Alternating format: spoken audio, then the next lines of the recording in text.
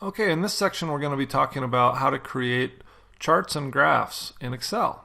In this first lecture I'm just going to show you some of the possibilities with charts and graphs and give you an introduction to the ones that we're going to create in the next few lectures, and I'll walk you step by step through creating your first chart.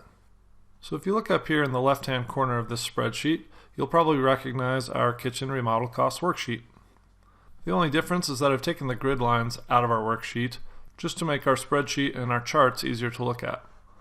And by the way that you do that is just by going to View and clicking Grid Lines, and see they pop back up, or I can click Grid Lines and they go away.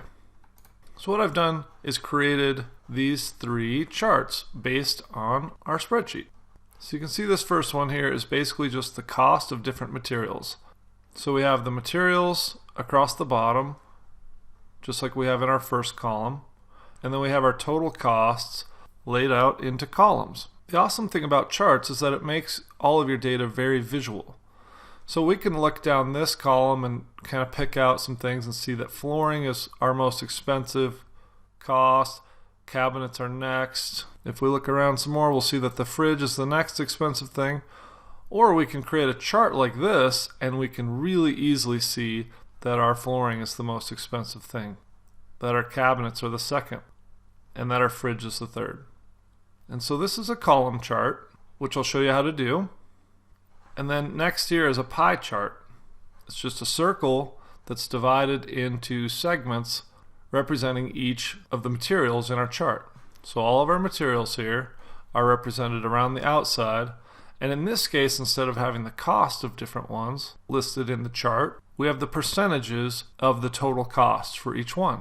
So again, we can see that our flooring is 41% of the entire cost of the remodel.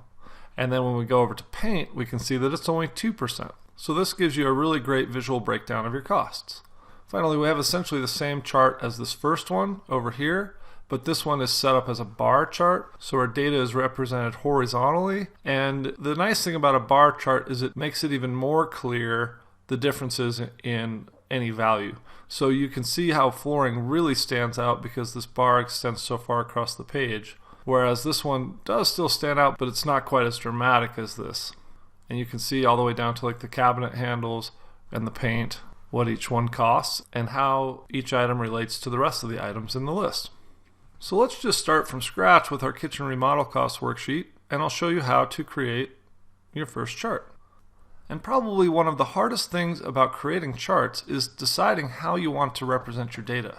For instance, if we were to have a chart that listed our materials and then the quantity of each material, that might not really be that beneficial to us, because it's not necessarily going to help you in any way to see a chart that shows you that you're going to have 24 cabinet handles and 400 square feet of flooring.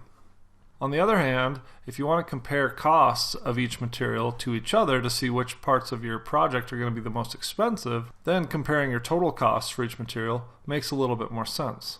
So before you go to create a chart, look at your data and really think for a minute about what you want to represent. So in this case, we're just going to work with materials and our total.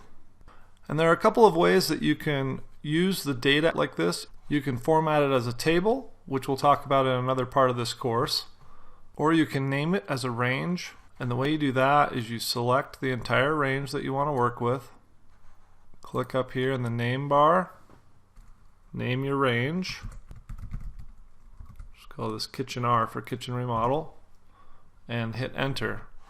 Then if you click off of this and select it again, you'll see that the name of your range pops up there.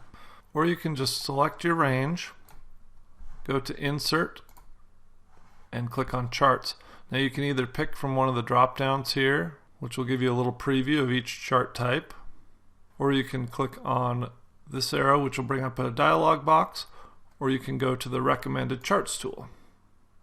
And I like the Recommended Charts tool because it'll give you ideas for what it thinks will work best for you, and in some cases it's not very helpful because, like in this instance, I have the quantity and cost included in this range, and so it's trying to figure out how to calculate the quantity and cost along with the total, and some of these charts don't really make that much sense. But typically if you have a kind of tight range that is relevant only to the chart information that you're going to present, then the recommended charts tool is generally pretty accurate and helpful. I'm going to go to all charts, and I'm just going to choose a column chart. And even though this looks kind of funny right now, we're going to change it so that it's representing the information that we want it to represent. And I'm going to show you how to do that. So I'm going to just click on that, and you notice when you hover it over it, it gives you a really nice close-up of it so you can see what you're getting into. But I've selected that one, and I'm going to click OK. And that's just going to automatically create a chart. Now you can see once this chart is created, it is showing which cells it's using out of my range for the different things in this chart. So I'm going to show you how to change that. So first I'm going to shrink this chart down a little bit so we can kind of fit everything in here where we want it. And then I'm going to right click on my chart, and I'm going to go to select data. I'll just pull this up here a little. So you can see first we have our chart data range, and that's referring to my whole range, which is just what I want.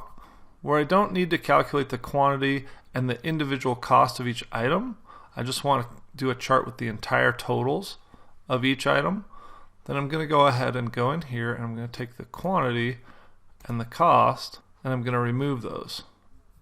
And then the other thing I'm going to do is I'm going to switch the rows and columns. So I actually want the total cost of my materials to be in the vertical column, and I want all of these items to be in the horizontal column, so each of them will be represented differently.